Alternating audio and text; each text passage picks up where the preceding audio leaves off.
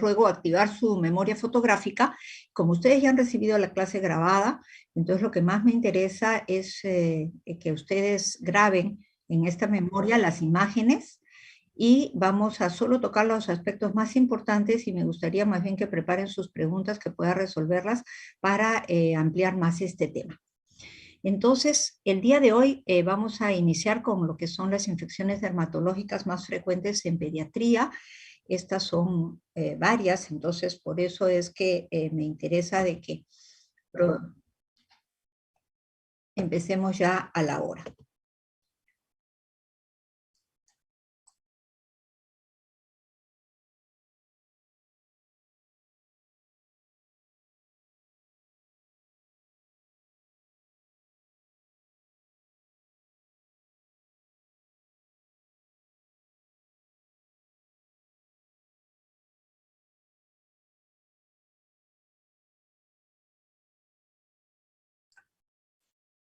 Entonces, dentro de ellas vamos a tocar la escabiosis, la pediculosis, la piodermitis, dentro de ellas las infecciones desde superficiales a profundas, es decir, desde el impétigo hasta la celulitis, y las micosis superficiales. Dentro de la escabiosis, recordar nada más que esta es producida por el Sarcoptes scabiei y que este es un ectoparásito obligado del humano, lo que quiere decir que si no se da tratamiento, esta no va a mejorar, no cura espontáneamente. Y es causada por la penetración de la hembra fecundada que va a atravesar la capa córnea y que va a acabar este túnel y donde va a depositar los huevos que van a eclosionar y que se van a transformar en larvas, que luego estas se convierten en ninfas, pasa a adulto y se repite el ciclo. Y esta se va a adquirir a través del contacto directo de persona a persona, que esto es muy importante porque se va a contagiar todo el grupo humano que comparte la casa. Y también hay un contacto indirecto, pero este debe ser muy rápido, en el cual el contacto con la ropa de vestir o los objetos que ha contactado el paciente. El síntoma cardinal es el prurito y en la clínica ustedes van a observar el surco acarino, que es difícil de ver, muchas veces tenemos que utilizar la dermatoscopía, como vamos a ver luego, y que se van a encontrar básicamente en las zonas intertriginosas y que se caracteriza por esta lesión lineal papular que muchas veces termina en una vesícula. En la clínica ustedes van a encontrar un gran polimorfismo de lesiones, es decir, lesiones pápulo, eritémato, vesículo, costrosas, puntiformes, generalmente localizadas, a diferencia del adulto, en el niño, en palmas y plantas. En el adulto, básicamente en zonas de axilas y de ingle. Y estas lesiones, la gran mayoría, son producidas por hipersensibilidad al ácaro. En el niño, como repito, la localización especial es palmas y plantas. Igualmente, aquí en el compromiso, en las muñecas, que podemos ver el surco acarino, esas lesiones de tipo lineal, ¿no?, que comprometen las muñecas y que son muy, muy pruriginosas. En cuanto a la escabiosis nodular, aquí recordar nada más que en el niño la respuesta hiperérgica es bastante importante y va a desarrollar estas lesiones ya de tipo nodular, amarronadas, que generalmente se van a localizar en flexuras y en genitales y que producen mucho escozor y que son muy difíciles de involucionar. También existe esta forma especial de sarna noruega o costrosa y que la vemos especialmente en pacientes inmunosuprimidos o que viven en hacinamiento o con cierto retardo y que se caracteriza por estas lesiones descamativas, rupioides, que comprometen tanto palmas y plantas, es todo el cuerpo, pero en palmas y plantas, como vamos a ver en este paciente, van a crear estas lesiones sumamente descamativas que parecen psoriasis. En aquellos pacientes siempre debemos buscar el por qué han llegado a esta situación, como en este paciente que usó tanto corticoide tópico como corticoide sistémico, es lo que predispone muchas veces a desarrollar una forma severa de acarosis, como es la sarna noruega, o sea, sarna costrosa. En la dermatoscopía vamos a ver este signo del ala delta, que es esta lesión lineal, en la cual es patognomónica de la escabiosis, lo que evidencia el surco acarino. El tratamiento básicamente siempre, siempre debe ser de toda la familia. Esto es muy importante porque vemos mucha recidiva, porque el tratamiento diríamos, se limitó al paciente y el tratamiento debe ser de toda la familia, les pique o no les pique. Droga de primera elección, la permetrina, el 5%. En este momento estamos faltos en el mercado de ella, hay que mandarla a preparar. La tasa de curación es bastante alta. La aplicación es del cuello a los pies, básicamente, y es una vez por semana en 2 aplicaciones. El benzoato de bencilo generalmente ya no lo utilizamos, pero existe en la seguridad social, al 25% se utiliza al tercio porque causa mucha sensibilización. Y el azufre al 5%, diluido en vaselina, lo usamos básicamente en neonatos.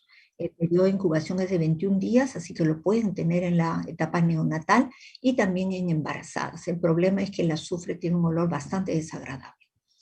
En los casos muy generalizados o que inclusive no podemos utilizar el tratamiento tópico porque estamos con lesiones infectadas, está muy sensibilizado el paciente, podemos usar el tratamiento oral, que básicamente está dado por la administración oral de la ivermectina, que lo usamos a 0.2 miligramos por kilo o 1 gota por kilo de peso en administración de 1 dosis semanal por 2 veces. En cuanto a la pediculosis, esto es una infección producida por pedículos humanos, Candida capitis, y el contacto o el contagio es por contacto directo cabeza con cabeza o por objetos como un sombrero, como una almohada. La zona de predilección donde los ubicamos es en la zona retroauricular y esto causa mucho prurito y van acompañado de una adenopatía cervical. Acá también evidenciar, realmente aquí podemos decir que cada pelo con su piojo, o cada piojo con su pelo. Es abundante la cantidad de liendres que presenta esta niña, ¿no? Que presenta abandono social. Es también un signo indirecto de nosotros, diríamos, de sospechar cierto abandono. Entonces, en esta niña que cursaba también con, aparte de la pediculosis, con una tiña capitis. El ciclo que vamos a encontrar en lo que es el pediculosis se empieza con la liendre, ¿no? Que esta es viable hasta por lo menos en menos de 1 centímetro localizados en el cuero cabelludo, luego van a eclosionar y salir a la ninfa en 5 a 10 días, y posteriormente pasar a adulto, que es hematófago, por eso es que tenemos esa sensación de prurito tan intensa en estos pacientes. El tratamiento básicamente va a ser la droga de elección, la permetrina al 1%, viene en champú, también lo mandamos a preparar, su aplicación es sobre cabello limpio y seco. Y esta aplicación es durante media hora y luego el enjuague. También, si hay una cantidad importante de liendres, la extracción de los piojos y liendres es importante. Esta se va a realizar previa colocación de ácido acético en el cuero cabelludo por media hora y luego peinar con el peine patrullero y luego enjuagar. Esto se hace una vez al mes, básicamente. La permetrina en champú la pueden volver a repetir a los 10 días en 2 aplicaciones. Es raro que utilicemos ya el benzoato, el butóxido de piperonilo, también está indicado la ivermectina, su administración también a 0.2 miligramos por kilo de peso, y es la administración una vez por semana por 3 semanas. En cuanto a la espiodermitis, básicamente está causado por estreptococo y estafilococo, y vamos a tener en cuenta que para tener una infección, y esto va para cualquier infección, es primero tener en cuenta la integridad de la piel, en este caso, porque son infecciones de piel, el factor huésped, si existe o no una inmunodeficiencia o una enfermedad previa, el clima donde el paciente habita, especialmente en nosotros que somos clima tropical, favorece mucho a las infecciones, y el factor virulencia del germen.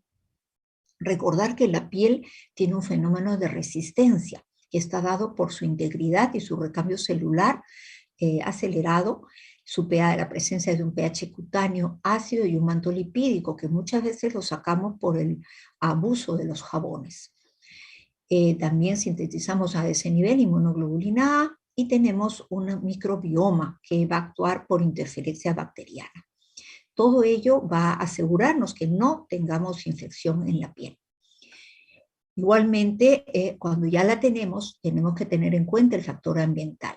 La presencia de humedad en el ambiente, como es nuestro clima tropical, y la temperatura elevada favorece a la infección. El tipo de vestimenta también. En los últimos años tenemos el uso de la ropa polar, que realmente nos complica el panorama en la costa. La actividad laboral también, lamentablemente, tenemos que decir que tenemos adolescentes o púberes que trabajan, y que utilizar ropa que les haga sudar favorece mucho a las infecciones. El hacinamiento y la pobre higiene también, y ciertos deportes como por ejemplo el surf, también predispone muchas veces a infecciones, como vamos a ver luego.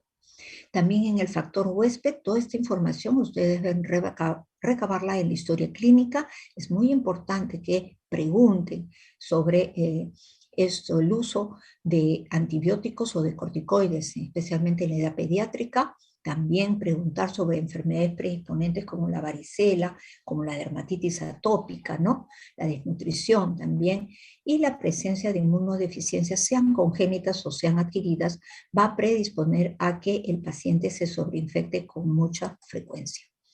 Entonces tenemos desde lo superficial, que es el impétigo contagioso, en el cual se caracteriza por la presencia de estas costras mielicéricas, que parecen de miel de abeja, y generalmente la localización de las lesiones son en zonas periorificiales, alrededor de nariz, boca, oído.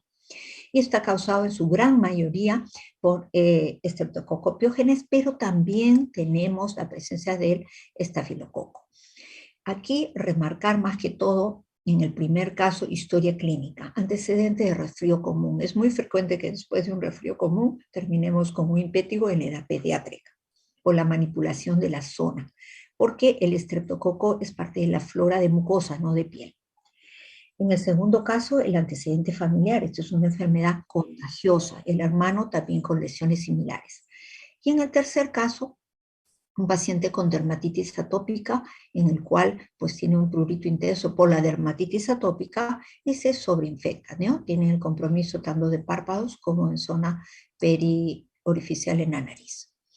En cuanto al impétigo buloso, también correspondiente a esta sobreinfección, básicamente producida por Staphylococcus aureus, que produce una exotoxina que va a producir esta facilidad para generar ampollas muy flácidas. Como ven en el primero y en el segundo, rápidamente la ampolla se ha denudado. Generalmente la vemos en verano y su localización en zonas oclusivas. Igualmente acá en la zona del pañal, donde ustedes inclusive pueden ver el contenido discretamente amarillento porque es un neonato y que tiene algo de ictericia. En el segundo caso, ese color miel de la secreción que exuda, y su localización siempre en zona periorificial, alrededor de nariz, alrededor de boca. Y aquí esta infección que asienta sobre lesiones ya preestablecidas. En el primer caso, un eczema nummular infectado, es decir, paciente que porta dermatitis atópica. Y en el segundo caso, es un niño con epidermolisis bullosa, que es una enfermedad congénita en la cual la piel se denuda o hacen ampollas ante la fricción. Entonces, con mucha facilidad, en las zonas periorificiales se sobreinfecta. Igualmente aquí, una niña con una miliaria impetiginizada. Vean la distribución en la frente, que es la zona de sudoración, ¿no? Y que luego esto se sobreinfecta con el impetigón, en este caso, con la costra mielicérica que la ven alrededor de la nariz y alrededor de la boca y el mentón, ¿no? Pero no todo lo que parece es impétigo. Entonces es importante, aquí les traigo el diagnóstico diferencial, porque en dermatología no solo debemos ver, sino palpar. En el impétigo las lesiones no están infiltradas. En este caso, que corresponde a leishmaniasis cutánea, estas lesiones también costrosas, y en el segundo caso también podríamos decir hasta purulentas, en las lesiones, si ustedes las palpan, las van a encontrar infiltradas. Y por otro lado, el curso es mucho más crónico. Un impétigo tiene un tiempo de enfermedad de una semana. Acá tienen, en el primer caso, 6 meses, en el segundo caso, 5 meses.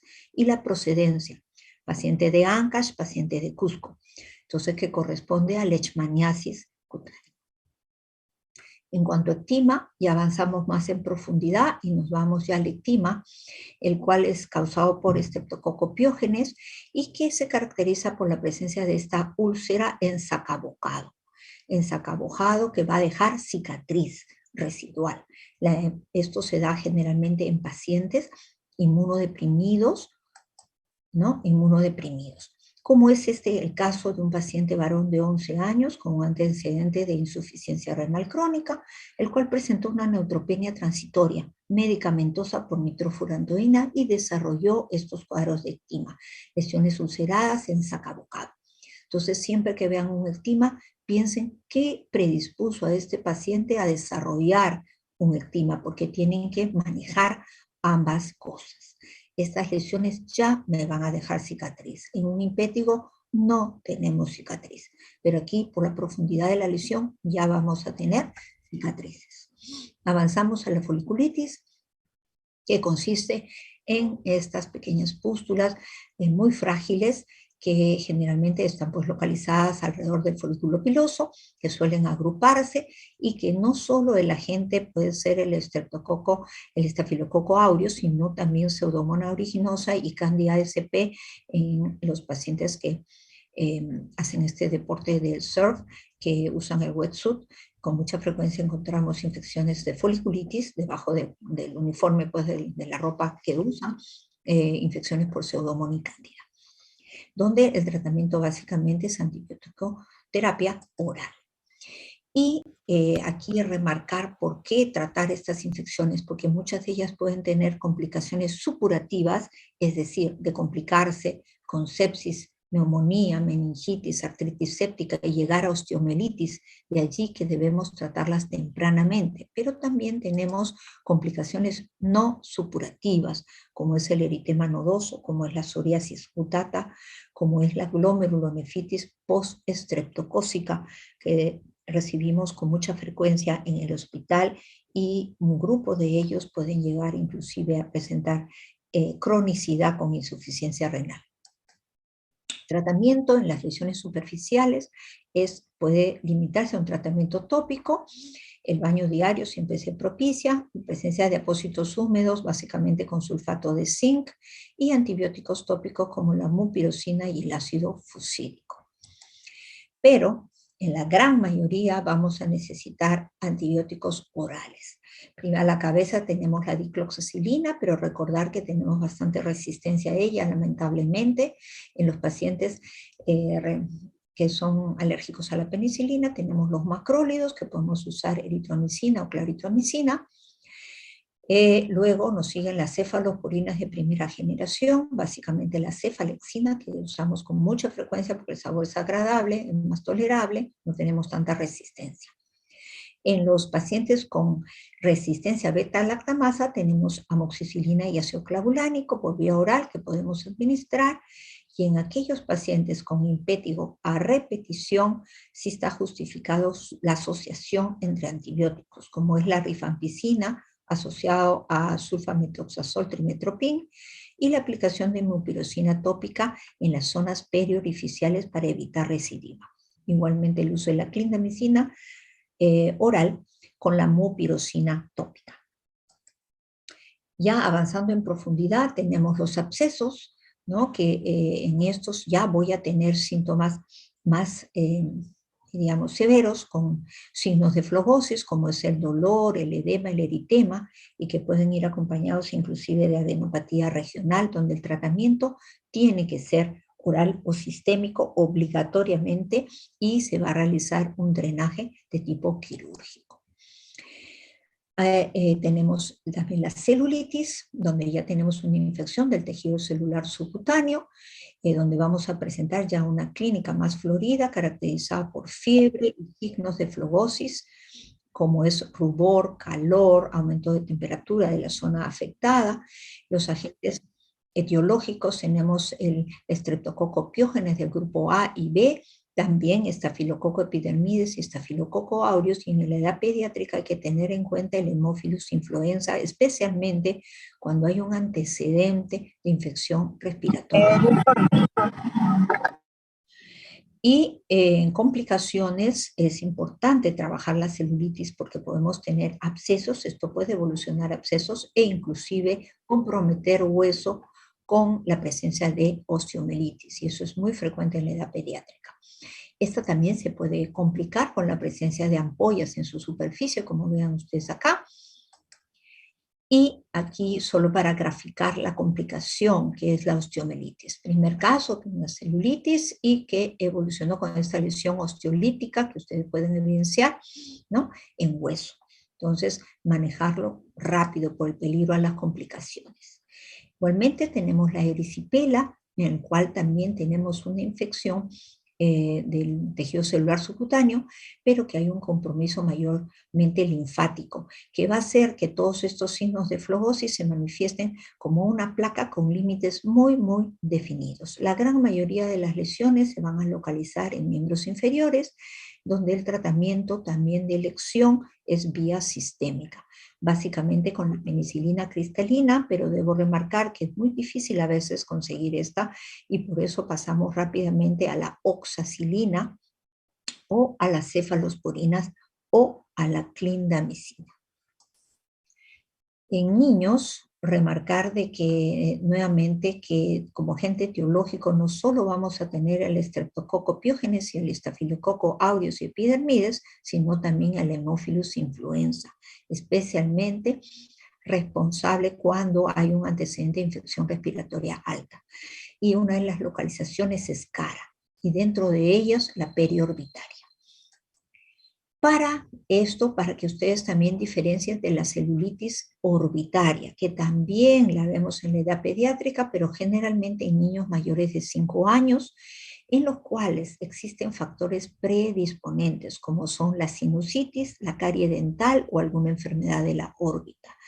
Y aquí para remarcar que ustedes tienen que abrir el ojo y evidenciar si hay motilidad en ese ojo, porque en la celulitis orbitaria ustedes van a tener proptosis, como están viendo en este paciente, oftalmoplegia, es decir, ese ojo no se mueve, e inclusive pérdida de la visión. Y esto es una urgencia, el tratamiento no solo es médico, sino es quirúrgico. Entonces aquí, para que ustedes evidencien la proptosis y la oftalmoplegia, por más que le pidan al paciente que mueva ese ojo, no lo mueve. Eso es una urgencia. Tratamiento sistémico y también quirúrgico.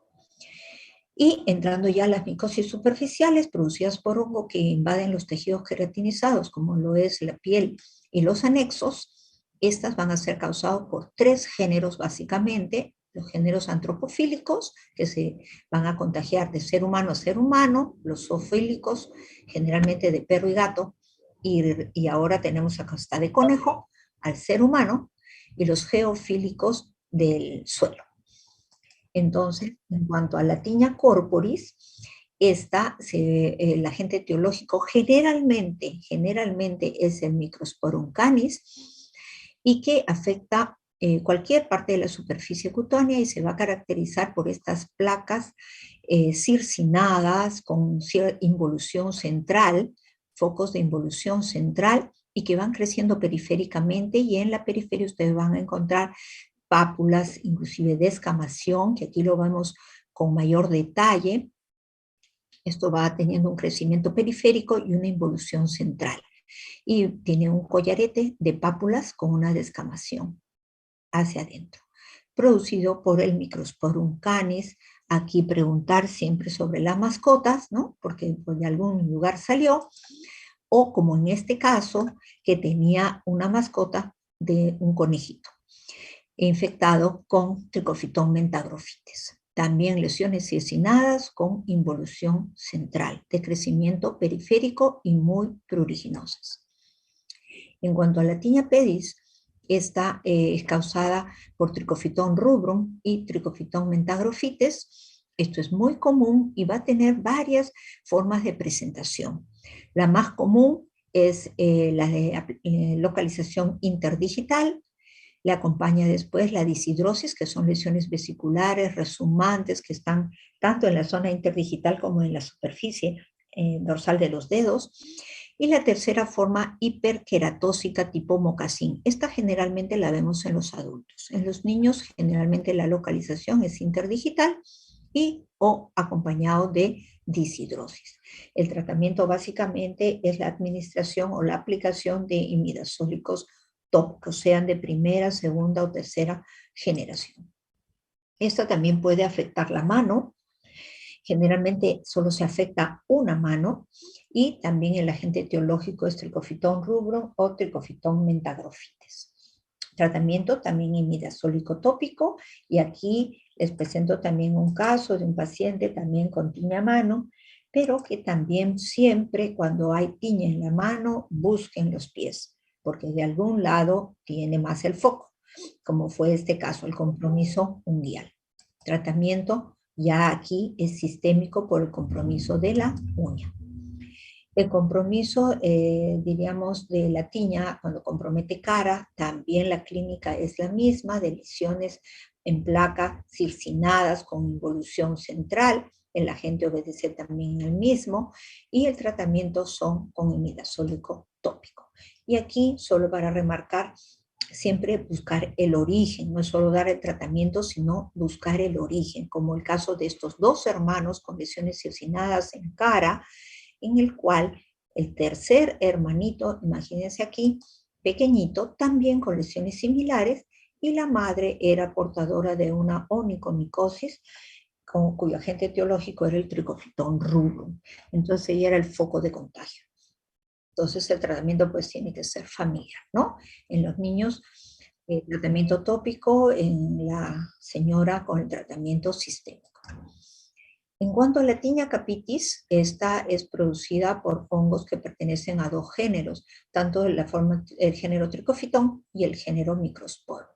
Cuando tenemos el género Tricofiton, generalmente es una tiña no inflamatoria, en la cual vamos a ver el pelo entrecortado al ras del cuero cabelludo, lo que llamamos pelo tonsurante, y estas corresponden a una tiña tricofítica que es del tipo endotrix. Y tenemos también la tiña microspórica, que va a invadir el cabello, diríamos, en la forma ectotrix, en que muchos de estos pacientitos, ya que el agente etiológico es el microsporum, van a desarrollar una tiña de tipo inflamatorio.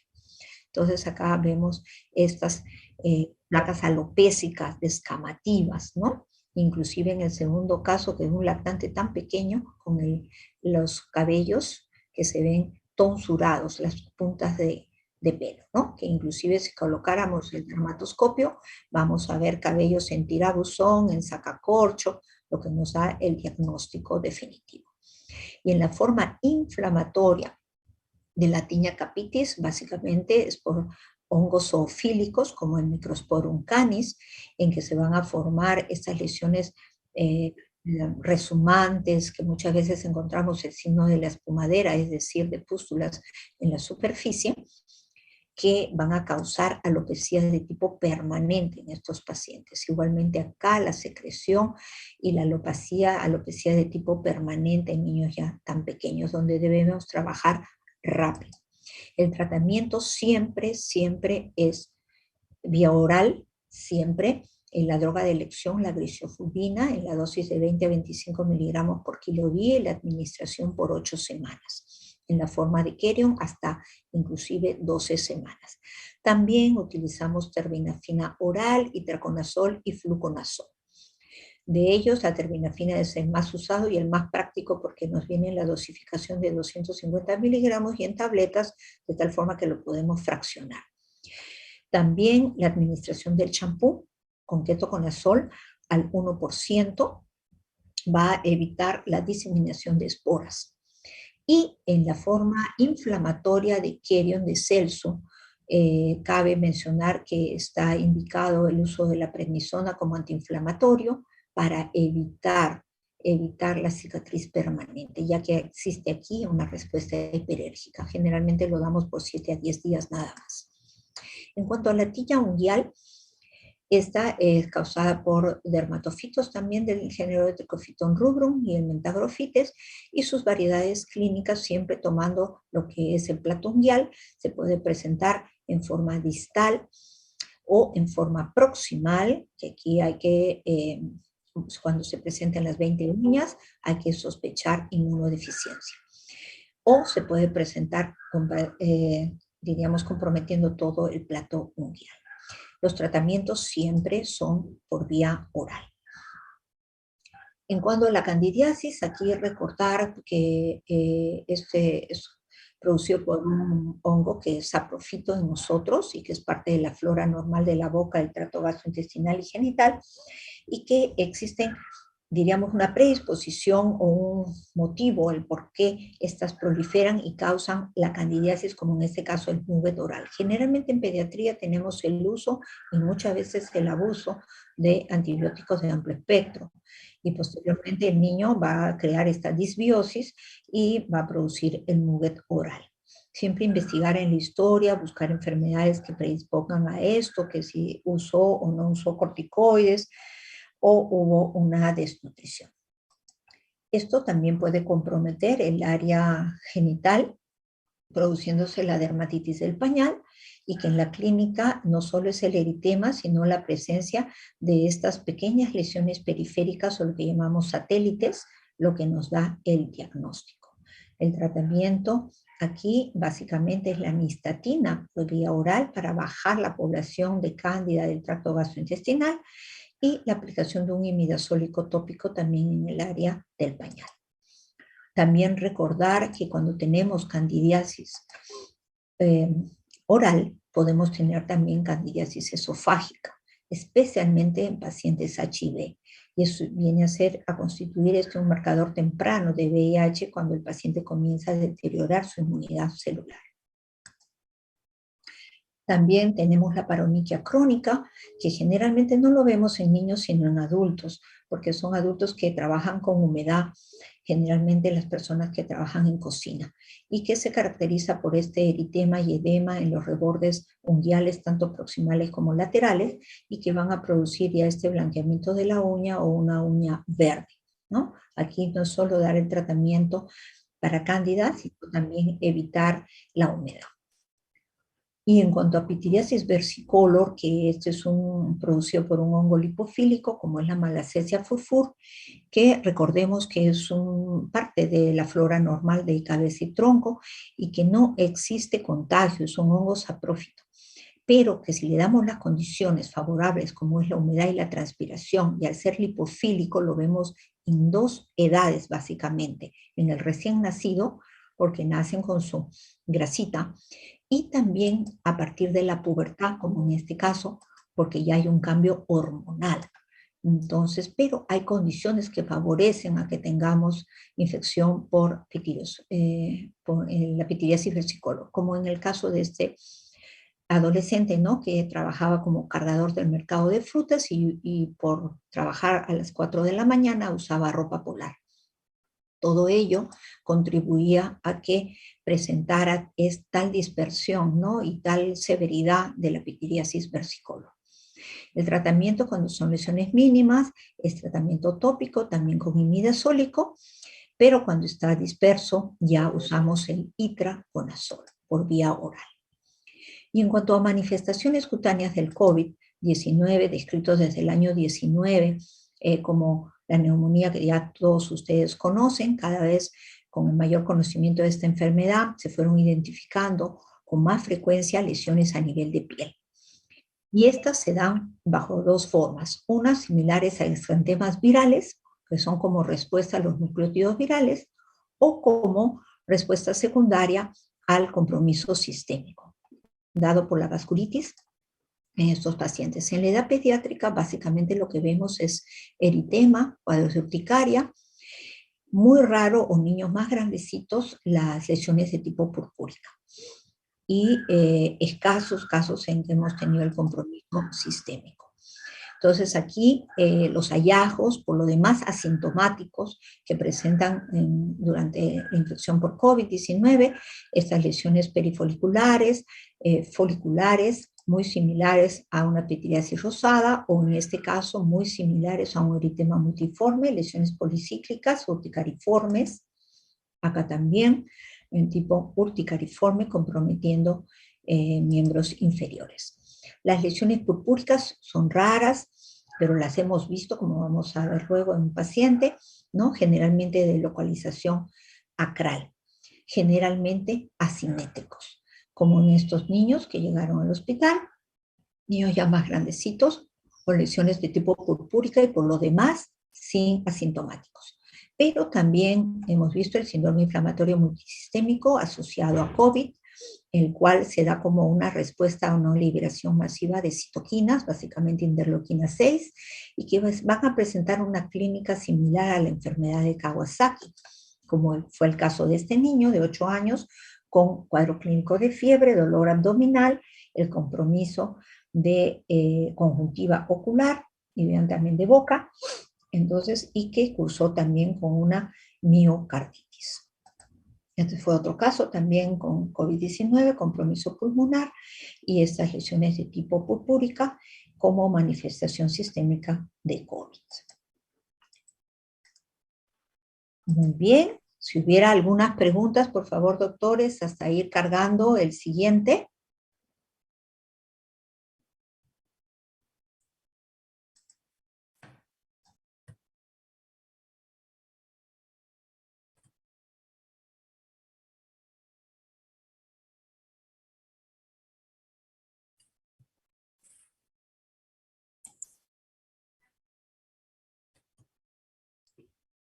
A ver, voy avanzando y van preparando entonces sus preguntas para el final de la charla.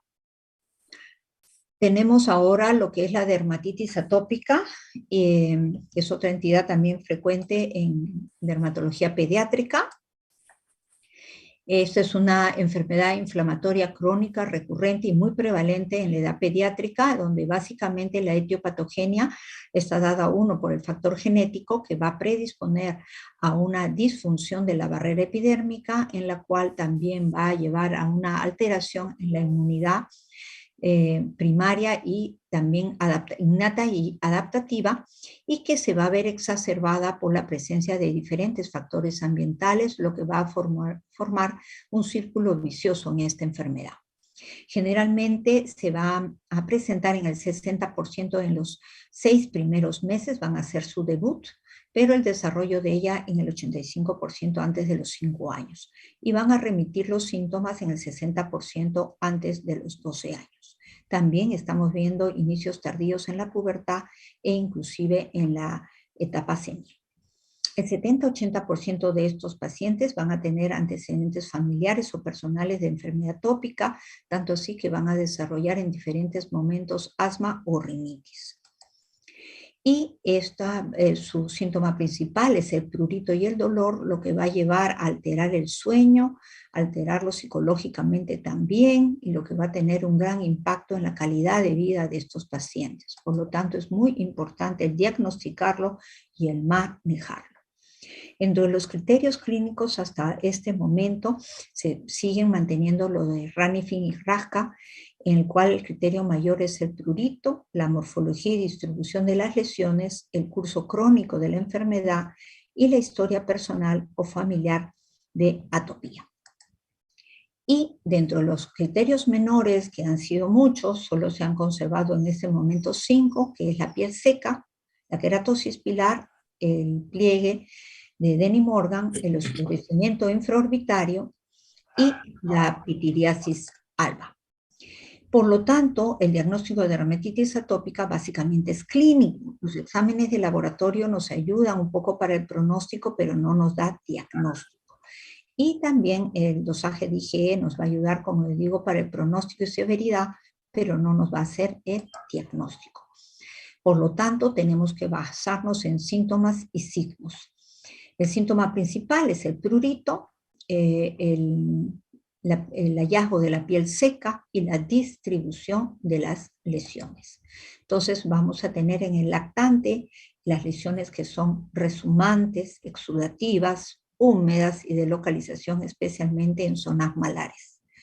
Ya cuando el niño llega al año, a los 2 años, estas lesiones son mucho más secas y descamativas, y ya en la pubertad, en la adolescencia o el adulto, las lesiones son placas secas y liquenificadas, gruesas, producto del rascado continuo que han ido presentando ellos. En la edad pediátrica, la localización, vuelvo a remarcar, son en zonas malares y que respetan la zona centrofacial para hacer un diagnóstico diferencial con las enfermedades fotoagravadas como el lupus.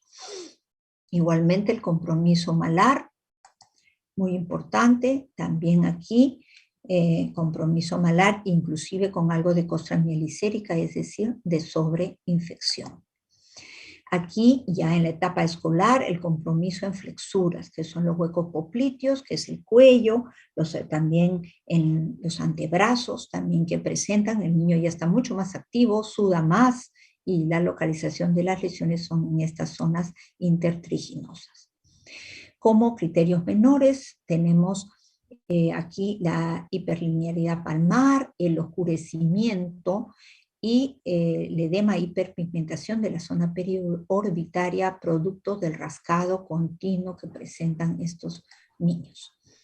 También tenemos la pitiriasis alba, que es estas máculas hipocrómicas de bordes poco definidos y de localización en zonas fotoexpuestas.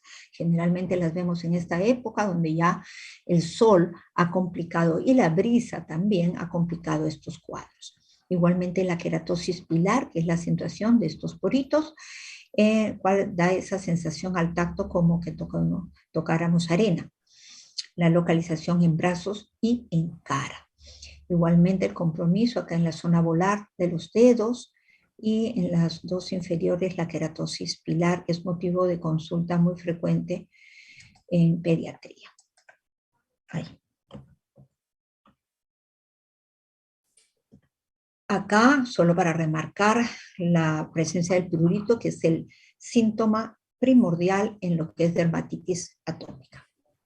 Diagnóstico diferencial con otras entidades, como es la que se presentan en la edad pediátrica, como es la dermatitis seborreica, la carosis, la tiña, el eritema polimorfo solar y el lupus eritematoso. En cuanto a la fisiopatogenia, remarcar aquí básicamente que esto es una enfermedad de patrón poligénico que va a llevar a anormalidades en la barrera epidérmica, va a haber una disfunción del sistema inmune cutáneo dado por alteraciones en la inmunidad innata y una respuesta Th2 adaptativa incrementada. Y también van a haber alteraciones en el microbioma cutáneo, ya que en ellos la población, diríamos, la flora está basada en estafilococo, epidermides y aureus, lo que complica el panorama. Hablamos de que es una enfermedad poligénica. Básicamente hay una disminución en la producción de filagrina, que es un componente de los factores de hidratación natural de la piel, lo que va a provocar una alteración de barrera. Por lo tanto, va a haber más evaporación de agua, va a haber una piel seca y mayor ingreso de diferentes alergenos. Esto, aunado a una menor producción de ceramidas, tanto 1 y 3 van a producir una alteración pues, en lo que es la barrera cutánea. Y va a predisponer a que, aunado al síntoma de prurito, que es el rascado, ingresen diferentes alergenos a la piel. Y hablando de los alergenos, vemos que en esta gráfica nos demuestra que inclusive antes de que exista ya los síntomas, la población, la flora en estos pacientes está dado por la invasión de estafilococo aureus y epidermides. Esto va a provocar la liberación y producción de diferentes proteasas y lipasas, aumentando el cuadro inflamatorio. Y por ende, también la presentación de antígeno y mayor actividad de célula Th2 en lo que es la fase aguda, como vemos acá, mayor actividad de Th2 en la fase aguda y mayor actividad, porque hay un switch luego en la fase crónica, a Th1. Esto es muy importante, más que todo por la terapéutica.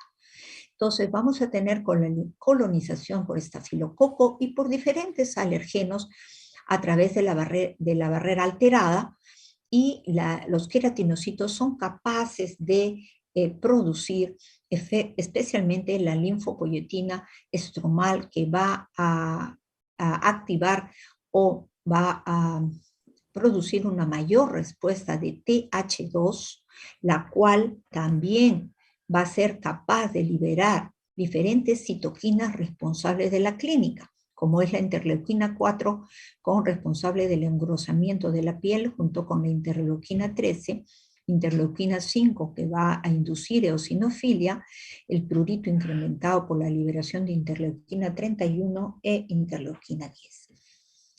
Por lo tanto, el manejo de la dermatitis atópica básicamente va a ser para aliviar los síntomas. El prurito, el síntoma prurito, con el uso de antihistamínicos, restablecer la barrera cutánea con el uso de los corticoides o inmunomoduladores y el uso de los emolientes, cual sea la severidad de la dermatitis atópica. Evitar los factores exacerbantes, es decir, las infecciones o agentes que vienen de fuera, y prevenir las recidivas con el tratamiento proactivo que vamos a mencionar. En todas las formas o todas las severidades que pueda tener esta entidad, sea leve, moderada o severa, lo básico es el baño y la aplicación de emolientes.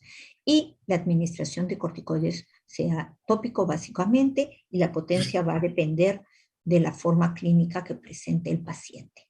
Entonces, los corticoides es el pilar de la terapia antiinflamatoria en esta patología, porque me va a calmar el prurito, y entonces va a hacer de que esto sea mucho mejor, por su acción antiinflamatoria y vasoconstrictora. El vehículo va a ir variando de acuerdo a la localización de las lesiones. Si son zonas pilosas, usaremos en loción; si es en zonas intertriginosas, en forma de crema; si es lesiones liquenificadas, en forma de ungüento. Pero hay que recordar que los corticoides también tienen efectos adversos, como es la fragilidad cutánea, las estrías, que lo vemos con mucha frecuencia, la hipopigmentación y hasta la sobreinfección. Así que no debemos abusar de ellos. Evitar los factores alergénicos que van a inducir a una mayor actividad de la dermatitis atópica. Tenemos el evitar el sudor. El baño es muy importante, evitar también exagerar con jabones que sean muy irritantes. Esto es muy importante para no exacerbar ya la piel seca que presenta estos pacientes. El baño es muy importante, ya que va a remover costras e irritantes, pero también va a producir una mayor pérdida transepidérmica de agua. Por lo tanto, los humectantes deben ser aplicados inmediatamente después del baño. Estoy secando y estoy aplicando mi humectante. El tratamiento proactivo está dado básicamente por la administración, ya sea de la fluticasona, que es un corticoide de mediana a alta potencia, y se administra 2 veces por semana durante 4 a 5 meses, o el uso del tacrolimus, que es un inmunomodulador a concentración de 0.1 en ungüento 2 veces al día. Generalmente lo hacemos los fines de semana. Y también su administración, diríamos, es muy práctica, y por otro lado nos evita los efectos colaterales de los corticoides. En aquellos casos refractarios a tratamiento convencional, tenemos ya una gama de productos como la fototerapia, la ciclosporina, el metrotexate, que es lo que más usamos, y actualmente ya ingresando con mayor fuerza los biológicos. El último que tenemos es el dupilumab, que ya está próximo a ingresar, anti-interleuquina 13, y también ya está aprobado en niños mayores de 3 años el crisabolol, que es un inhibidor de la fosfodiesterasa. En cuanto a urticaria, debemos decir que este es un cuadro inflamatorio reactivo que se da en la dermis y que en la clínica se va a presentar con estas ronchas, ¿no?, que tienen una evolución muy fugaz y que van a producir básicamente prurito en los niños. Esta se da en el 15 a 25% de la población, es muy común y se puede dar solo como urticaria o acompañado o como angioedema o como ambos, que lo vemos cuando son severos. Prácticamente su manejo marca un desafío terapéutico, y debemos considerar como urticaria aguda aquellos síntomas que se presentan en un periodo menor de 6 semanas, y urticaria crónica el que supera las 6 semanas, pero no en forma permanente, sino que se va y regresa. En la edad pediátrica es muy frecuente por el uso y abuso de medicamentos. Entonces, estos se presentan generalmente entre la edad de 1 a 4 años, puede estar asociado a angioedema, lo que crea un estado muy aparatoso. Los sabones van progresando realmente de minutos a horas y se van resolviendo en un lapso de 2 semanas. Es importante que la mayoría de estos pacientes presentan antecedentes de atopía. Entonces, en la clínica vamos a encontrar estos sabones recurrentes, edematosos, con centro pálido y de tamaño sumamente variable y que van variando, ¿no? Generalmente no más de un periodo de 24 horas. En agentes etiológicos tenemos en el 80% de ellos infecciones de vías respiratorias altas y en el 20% en los niños. Estoy hablando en la edad pediátrica, porque en el adulto es al revés. Encontramos en cuanto a medicamentos, el uso de antibióticos, a la cabeza van las penicilinas, le siguen las sulfas, le siguen los anticonvulsivantes, generalmente. Luego tenemos alimentos, pero es mucho más raro, y las picaduras de insectos o alérgenos inhalados con mucho menos frecuencia. Entonces, acá solo para remarcar que muchos de estos pacientitos pueden presentar unas lesiones de tipo quimótico porque presentan fragilidad cutánea y al presentar edema rompen vaso. Y últimamente también hemos visto cuadros de urticaria con lesiones similares, pero con abones sumamente grandes, que le llamamos urticaria anular aguda, y en el cual el niño se presenta con este tipo de lesiones que parecen eritema multiforme, con edema inclusive en manos y pies, ¿no? Y lesiones hipopurpúricas. Generalmente en estos casos hemos visto que las drogas que han causado esto es la furazolidona y las sulfas. En cuanto a la etiología, básicamente está implicado el estímulo alérgico, la célula blanco, la célula que va a actuar en esta etiopatología son los mastocitos, con la liberación de sus diferentes mediadores. Entonces, en la fase aguda vamos a tener al mastocito que va a liberar diferentes citoquinas que van a producir adherencia y permeabilidad vascular y también la migración de neutrófilos a la zona. Igualmente va a haber liberación de histamina, factor de necrosis tumoral, prostaglandina, serotonina y dopamina, que son los mediadores de la urticaria. Y en la clínica, aquellos pacientes en los cuales no tenemos abones en el momento, podemos inducir a la formación del abón provocando el dermografismo. Todos tenemos dermografismo rojo, pero en estos pacientes vamos a tener el dermografismo blanco, que se presenta con bastante celeridad. Básicamente en la historia clínica debemos remarcar el hallazgo de infecciones, medicamentos, alimentos, picaduras inclusive de insectos, que es básico para retirar el agente y para que el niño mejore. Esto es muy importante. Entonces, identificar los factores agravantes y actuar sobre los mediadores que hemos hablado, ¿no? Entonces, para calmar esta sintomatología que es el prurito, que es muy aparatosa. En primer lugar, las medidas higiénico-dietéticas, que es eliminar alimentos ricos en histamina. En niños esto no es mucho, ya que ellos no consumen pues conservas, ¿no? Pero sí vamos a evitar el uso por el momento de tomate, espinaca y legumbres. También los liberadores de histamina, como es la fresa, el plátano, la piña, más que todo, porque a esa edad no consumen pues alcohol, ¿no? Y el uso de los antihistamínicos, básicamente los antihistamínicos de primera generación, aunque cada vez estamos pasando a los de segunda generación. Los antihistamínicos de primera generación lo que nos ayuda es por su efecto sedante, que calma al niño, su efecto también anticolinérgico, y los de segunda generación nos ofrecen un efecto antiinflamatorio. De ahí que con mucha frecuencia vamos a prescribir cetiricina, desloratadina o levocetiricina también en estos casos. Se inicia generalmente con los antihistamínicos de primera generación. Si no tengo una respuesta en 24 horas, puedo asociar uno de segunda generación. los niños toleran muy bien, diríamos, los antihistamínicos. Ahora, ¿cuánto tiempo debo usarlo? 14 días. Cuando este se presenta con angioedema, la indicación sí es del uso de los corticoides, básicamente de la dexametasona, 0.5 miligramos por kilo día, repartido cada 8 horas, o hidrocortisona. En el caso del angioedema, el uso del corticoide está justificado. Y como repito, ¿cuánto tiempo debemos administrar los antihistamínicos? En un periodo de 2 a 3 semanas, ya que el tiempo de vida media de la IgE que está activa en esta patología es de ese tiempo.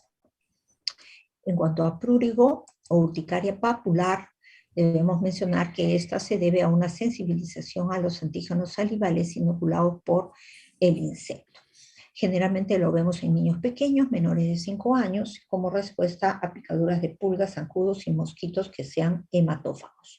Generalmente es estacional, lo vemos con mucha frecuencia o con más frecuencia, porque realmente en Lima lo vemos todo el año, pero con más frecuencia en noviembre, cuando comienza a salir el sol, ya que hace de que los huevos de las pulgas eclosionen más rápido. Dentro de la fisiopatogenia, básicamente, que ya hemos mencionado que esto se produce por la picadura del insecto y que vamos a tener una respuesta a los antígenos que están en la saliva de los insectos. Entonces, y vamos a tener inicialmente una respuesta de tipo 1 y luego vamos a pasar a una respuesta de tipo 4, con la presencia en la clínica de lo que ustedes ya van a ver que es la pápula, la lesión pápulo-vesicular. Entonces va a haber un periodo de sensibilización, es decir, de picadura, después una respuesta dada en la clínica por las lesiones pápulo-vesiculares de Tomasoli, que son pápulas duras y con una vesícula central. Muy pruriginosas, realmente el niño no para hasta que la erosiona, por eso es muy frecuente la sobreinfección en este tipo de patología. Y la distribución de las lesiones las van a tener especialmente en los bordes de la ropa, como es en la zona de la cintura o en el borde de las medias, ¿no? Porque el insecto trepa a la ropa y de ahí pica. Aquí para que vean la dureza de las vesículas, a diferencia, por ejemplo, de un impético, ¿no? Que son muy flácidas. Aquí ya lesiones sobreinfectadas y hay un polimorfismo de lesiones, es decir, nuevas y antiguas, y también para remarcar la hiperpigmentación que va dejando en la piel de los niños, ¿no? Que puede durar 2 a 3 años. El diagnóstico, por lo tanto, es clínico y de exclusión. La historia clínica es muy importante y no existe una prueba de laboratorio que confirme este diagnóstico, ¿no? Porque lo que existe son pruebas de laboratorio para seguimiento o para investigación. Las complicaciones que vemos con frecuencia es la sobreinfección con estafilococo epidermides o estafilococo aureus y estreptococo del grupo A, y también la secuela de glomerulonefritis aguda post-estreptocócica. Por lo tanto, el manejo o el tratamiento es la información que podemos dar a los padres, prevenir con el cuidado de la mascota, controlar el prurito y manejar, diríamos, la cicatrización de las lesiones. Por lo tanto, el tratamiento básicamente es para la mascota, que es muy importante, ¿no? Porque si no, no vamos a evitar la presencia de las lesiones.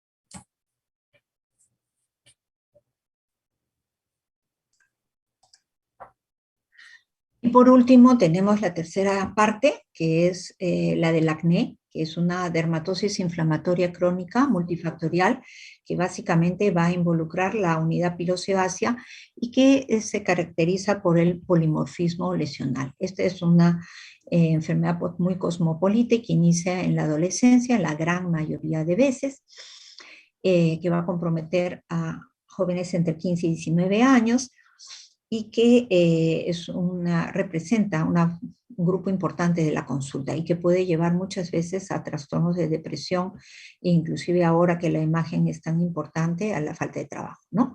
Entonces, factores externos asociados, tenemos la edad, la raza, especialmente los cosméticos también, y ahora la mascarilla.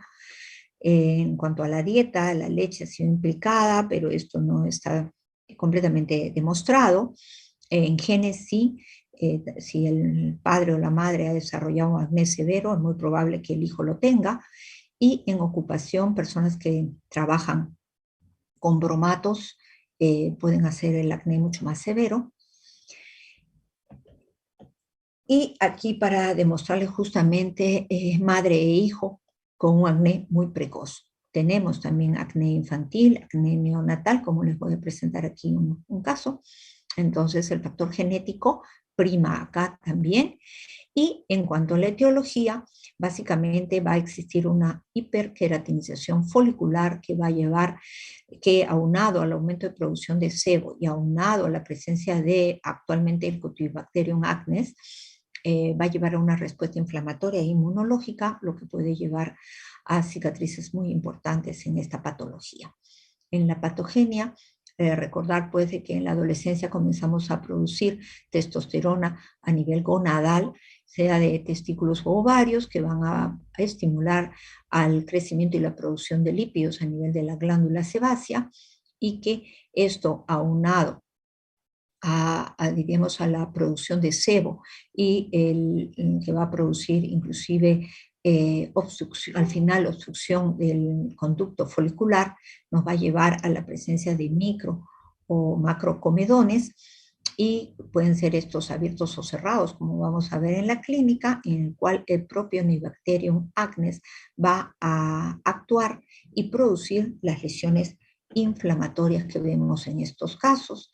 Aquí el folículo pilosebáceo, donde vemos el agrandamiento folicular, inclusive la eclosión, la migración de los neutrófilos a la zona, con la consiguiente liberación de diferentes citoquinas que van a llevar a un proceso inflamatorio importante con la consiguiente secuelas.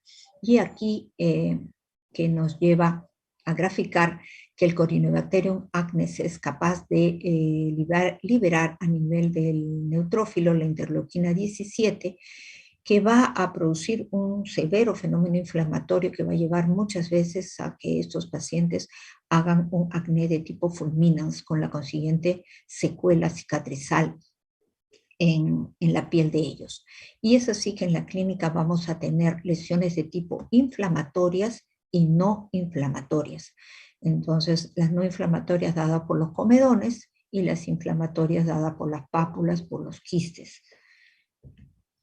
Indicadores que nos pueden llevar a pensar que va a llevar este paciente una severidad en su cuadro de acné es la aparición temprana de lesiones, la historia familiar, la presencia de lesiones en dorso, la presencia de macrocomedones, la rápida inflamación y la presencia de cicatrices residuales que se pueden ir presentando en estos pacientes. Eso nos va a hacer sospechar de que este paciente posiblemente vaya a ser un acné de tipo severo que debemos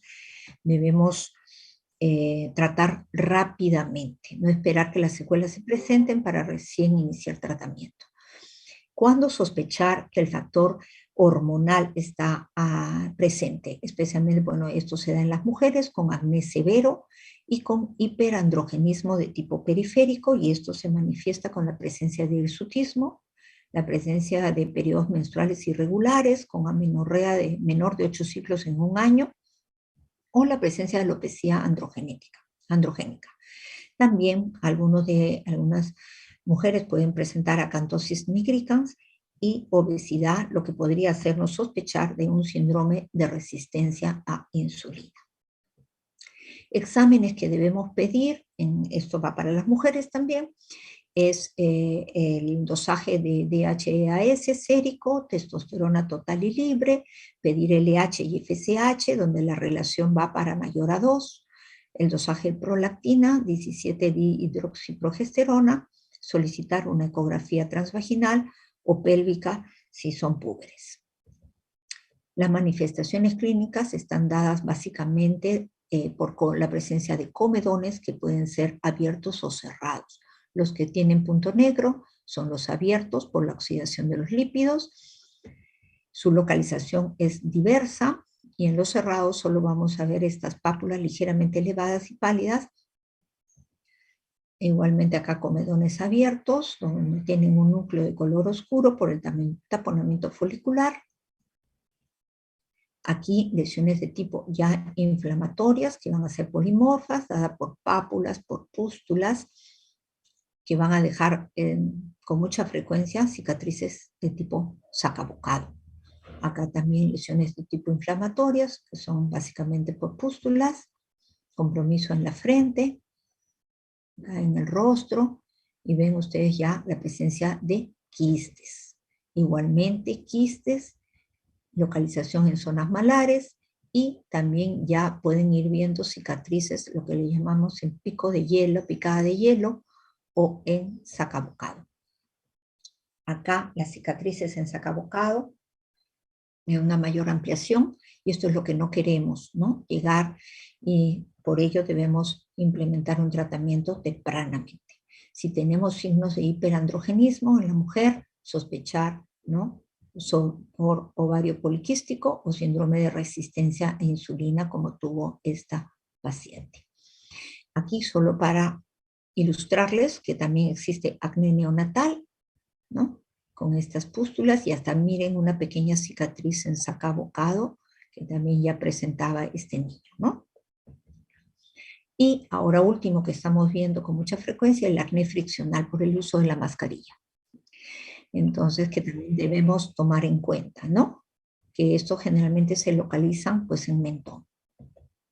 El diagnóstico, por lo tanto, relativamente fácil, es clínico, presencia de comedones, sean abiertos o cerrados, la presencia de pápulas, pústulas y cicatrices, ¿no? Entonces debemos evaluar el grado de severidad. Existen muchas clasificaciones, esta quizás la más simple, la leve, en la que predominan básicamente comedones, el moderado, en que ya tengo pápulas y pústulas, el severo, en que ya voy a tener el compromiso de nódulos y compromiso cara y dorso, y el más severo con la formación de quistes.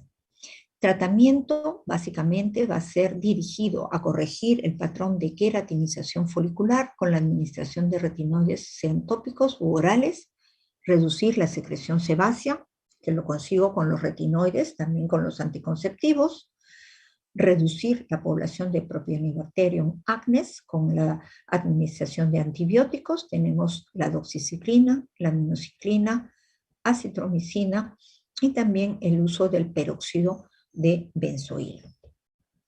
Esto a grandes rasgos un algoritmo terapéutico en el cual ustedes pueden en un acné leve a moderado trabajar sobre los comedones con el uso de queratolíticos tópicos.